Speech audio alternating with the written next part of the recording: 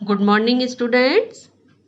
आपने पिछली वीडियो में चैप्टर 5 मिठाई वाला पढ़ा था, जिसका first and second part complete हो चुका था। इसमें आपने क्या पढ़ा था कि एक जो फेरी वाला होता है जो खिलौने बेचने गलियों गलियों आता है और बच्चों को बहुत ही प्यार से खिलौने बेचता है। वो कैसे आवाज़ लगाता है? बच्चों को बहलाने वाला, खिलौने वाला, ऐसे करके आवाज़ लगाता है और उसकी आवाज़ बहुत ही मादक और मधुर लगती है। और फिर 6 महीने बाद वही खिलौने वाला मुरली वाला बनकर आता है और छोटे छोटे बच्चों को 2-2 पैसे में मुरली बेचता है।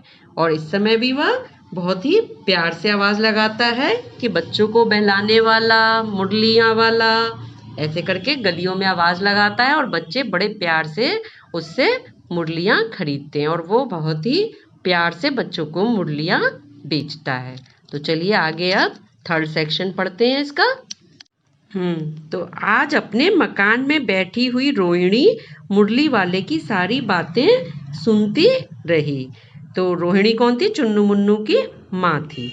आज भी उसने अनुभव किया बच्चों के साथ इतने प्यार से बातें करने वाला फेरी वाला पहले कभी नहीं आया। उसने भी महसूस किया कि इतनी प्यार से बात करने वाला तो पहले कभी नहीं आया। फिर वह सौदा भी कैसा सस्ता बेचता है। सौदा यानी कोई भी जो सामान वो बेच रहा है, कैसा सस्ता बेचता है। भला आदमी जान पड़ता है। समय की बात है जो बेचारा इस तरह मारा मारा फिर रहा है। पेट जो ना कराए सो थोड़ा। मतलब वह सोच रही कोई भला आदमी है, परंतु मजबूरी में ऐसा काम कर रहा है जो गली गली सामान बेचता फिर रहा है। पेट की वजह से जो हो जाए वो थोड़ा ही है। इसी समय मुरली वाले का क्षीण स्वर यानी धीमा स्वर दूसरी निकट की गली से सुनाई पड़ा। बच्चों को बहलाने वाला, मुरलियाँ वाला, उसको धीमी आवाज़ सुनाई दी जो दूसरी गली से आ रही थी। रोहिणी इसे सुनकर मन ही मन कहने लगी, और स्वर कैसा मीठा है इसका। उसने सोचा कितना मीठा स्वर है इसका। बहुत दिनों तक रोहिणी को मुरली वाले का वह मीठा स्वर और उसकी बच्चों के प्रति वह स्नेह सिक्त बातें याद आती रहीं। बहुत दिनों तक मतलब रोहिणी इस चीज़ को, उसके मीठे स्वर को, और स्नेह सिक्त बातें मतलब प्रेम में डूबी हुई बातें। स्नेह यानी प्रेम, सिक्त यानी प्रेम में डूबी हुई बातें उसे याद आती रहीं। महीने के महीने आए और चले गए, फिर मुरली वाला ना आया। मतलब एक बार आके कुछ दिनों के लिए वो आया, उसके बाद फिर महीने के महीने चले गए और नहीं आया। ऐसे ही पहले उसने खिलौने बेचने के बाद भी किया था कि कुछ दिन आया और उसके बाद फिर वह मुरली वाले के वो खिलौने वाला फिर 6 महीने बाद मुरलियाँ बेचने आए। अब भी ऐसा ही हुआ। धीरे धीरे उसकी स्मृति भी क्षीण हो गई। स्मृति यानी याद। धीरे धीरे उसकी याद भी क्षीण हो गई, मतलब कम हो गई। अब भूल गए लोग बाग उसको। अब 8 मास बाद, अब कितने महीने बाद? 8 महीने बाद की बात है। सर्दी के दिन थे। रोहिणी स्नान करके मकान की छत पर चढ़कर आजानुलंबित केश राशि सुखा रही थी।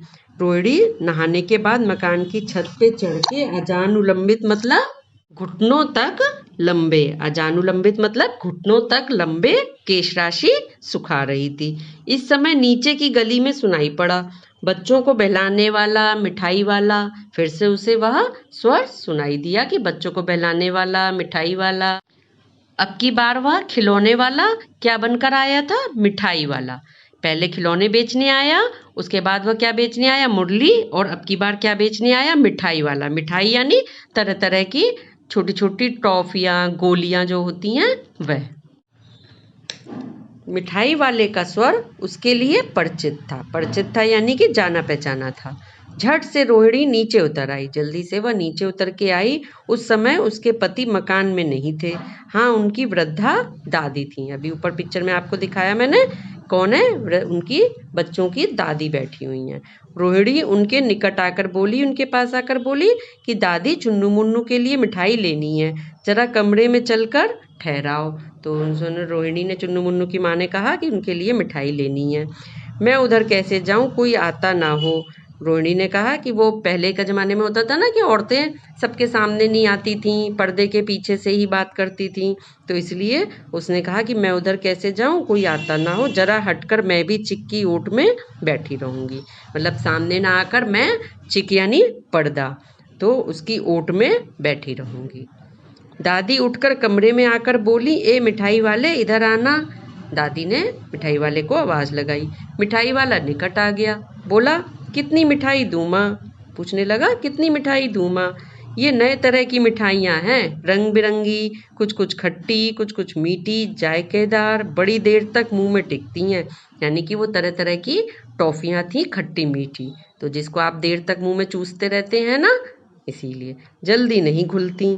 बच्चे बड़े चाव से चूसते हैं। इन गुणों के सिवा ये खांसी भी दूर करती हैं। यानी कि वो ऐसी टॉफ़ियाँ थी जो कि खांसी भी दूर करती हैं। पहले के टाइम में टॉफ़ियों को ही मिठाई भी बोलते थे। कितनी दूँ? चपटी गोल पहलदार गोलियां हैं, पैसे की 16 देता हूँ। तो उसने दादी से कहा कि बताइए कितनी दूँ? 1 पैसे की 16। अब मिलेंगी आपको कहीं? नहीं मिलती हैं। पहले के टाइम में 1-1 पैसे की 16 टॉफ़ियाँ मिल जाती थी। दादी बोली, 16 तो बहुत कम होती हैं भला, 25 तो देते। मिठाई वाला, नहीं दिया दादी, अधिक नहीं दे सकता, इतना भी देता हूँ। मैं तुम्हें क्या, खैर मैं अधिक न दे सकूँगा। मतलब कि इतनी दे देता हूँ, बहुत हैं, अब इससे ज़्यादा नहीं दे सकूँगा। रोहिणी दादी के पास ही थी। बोली, दादी फिर भी काफ़ी सस्ती दे रहा है, 4 पैसे की ले लो। या पैसे रहे, उसने पैसे दिए रोहिणी ने और कहा कि 4 पैसे की ले लो। मिठाई वाला मिठाइयाँ गिनने लगा। तो 4 की दे दो। अच्छा 25 नहीं सही 20 ही दे दो। जैसे सब बड़ों की आदत होती है ना कि मोल भाव करने की ज़्यादा, कि अरे इतने नहीं, इतने लगा लो पैसे, इतनी नहीं तो इतनी दे दो। तो इसी तरह से दादी भी कहने लगी कि 25 नहीं सही 20 ही दे दो। अरे हाँ, मैं बूढ़ी हुई, मोल भाव अब मुझे ज़्यादा करना आता भी नहीं है। दादी कहने लगी, मैं बूढ़ी हो गई हूँ तो अब मुझे इतना मोल भाव करना नहीं आता है, तुम मुझे 25 की नहीं तो 20, 25 नहीं तो 20 दे दो, 4 पैसे। कहते हुए दादी के पोपले मुंह से जरा सी मुस्कुराहट फूट पड़ी। पोपले मुंह से यानी कि जैसे कि मुंह में जब दांत नहीं होते हैं तो कहा जाता है ना, तो कि उसको क्या कहा जाता है, पोपले मुंह में से। रोहिणी ने दादी से कहा, दादी इससे पूछो। रोहिणी ने क्या कहा दादी से, इससे पूछो तुम इस शहर में और कभी भी आए थे या पहली बार आए हो? यहाँ के निवासी तो तुम नहीं हो।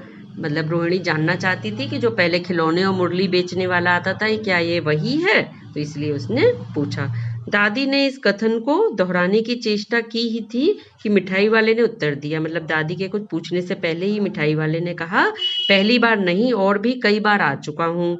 रोहिणी चिक्की आड़ से ही बोली, पहले यही मिठाई बेचते हुए आए या कोई और चीज़ लेकर? अब उसने पूछा कि पहले मिठाई बेचने ही आए थे या कुछ और चीज़ लेकर, क्योंकि वह कंफर्म करना चाह रही थी कि यही है वो खिलौने वाला मुरली वाला। मिठाई वाला हर्ष, संशय और विस्मयादि भावों में डूबकर बोला। मिठाई वाला किस किस भावों में? यानी कि हर्ष यानी खुशी के, संशय यानी कि संदेह के, और विस्मयादि मतलब आश्चर्य के। ये सभी भावों में डूबकर बोला। संदेह के इसलिए कि यानी कि वो समझ रहा था कि ये मुझे पहचान रही हैं। इससे पहले मुरली लेकर आया था और उससे भी पहले खिलौने लेकर, उसने बता दिया कि इसी से पहले मैं मुरली भी लेकर आया था और खिलौने। रोहिणी का अनुमान ठीक निकला। अब तो वह उससे और भी कुछ बात पूछने के लिए अस्थिर हो उठी। मतलब जब उसका अनुमान ठीक निकला तो उसके मन में जो बहुत से सवाल उठ रहे थे, तो उसके लिए वह अस्थिर यानी बेचैन हो उठी कि इससे और भी सवाल मैं पूछूं। वह बोली, इन व्यवसायों में भला तुम्हें क्या मिलता होगा? मतलब कि ये गली गली इस फेरी वाला बनकर बेचने में तो भला तुम्हें क्या मिलता होगा? वह बोला, मिलता भला क्या है, यही खाने भर को मिल जाता है। उसने कहा, खाने भर को मिल जाता है, कभी नहीं भी मिलता है, पर हाँ संतोष, धीरज और कभी कभी असीम सुख जरूर मिलता है। यानी कि उसने क्या कहा, पैसे भले ही ना मिलते हो, संतोष मिलता है उसे यानी सेटिस्फैक्शन, धीरज मिलता है और कभी कभी असीम सुख यानी अपार सुख, बहुत अधिक सुख मिलता है। धीरज पेशेंस मिलता है उसे, सुख जरूर मिलता है और यही मैं चाहता भी हूँ। यानी कि वह किसके लिए जगह, तो उसके कहने का मतलब है कि वह पैसे कमाने के लिए ये सामान नहीं बेचता है। वह किसके लिए बेचता है? अपने खुद के अंदर के सेटिस्फेक्शन के लिए, अपने अंदर की खुशी के लिए। तो उसको खुद से ये खुशी मिलती है ये काम करके।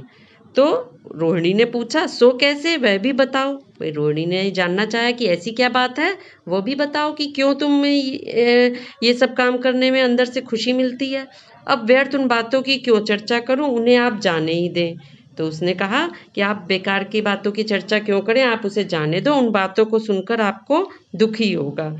जब इतना बताया है तो अब और भी बता दो, मैं बहुत उत्सुक हूँ। रोहिणी ने कहा, मैं बहुत उत्सुक हूँ, जिज्ञासा है मुझे ये सब जानने की कि तुम्हारे तुम्हारा हर्जा ना होगा, मिठाई मैं और भी ले लूँगी। उसने कहा, तुम्हारा नुकसान, हर्जा मतलब नुकसान नहीं होगा, मैं और मिठाई भी ले लूँगी। अब देखिए उसने क्या कहा।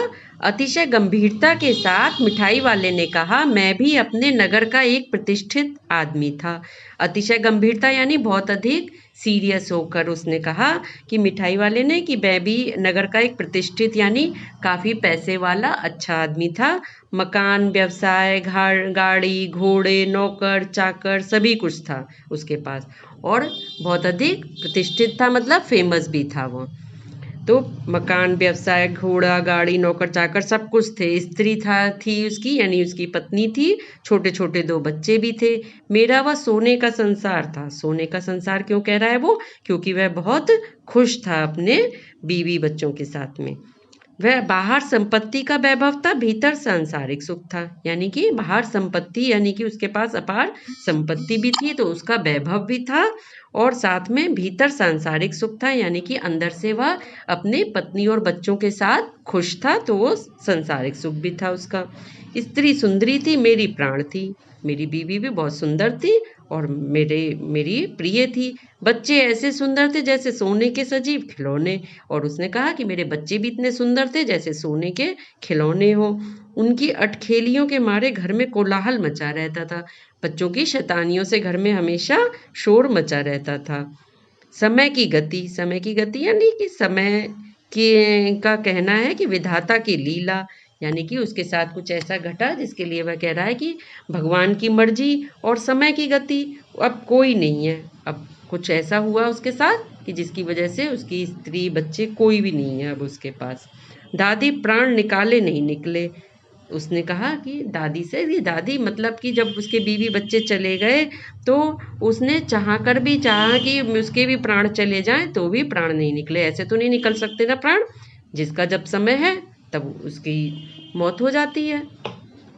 इसलिए अपने उन बच्चों की खोज में निकला हूँ। तो इसलिए वह क्या कह रहा है कि मैं अपने उन बच्चों की खोज में निकला हूँ।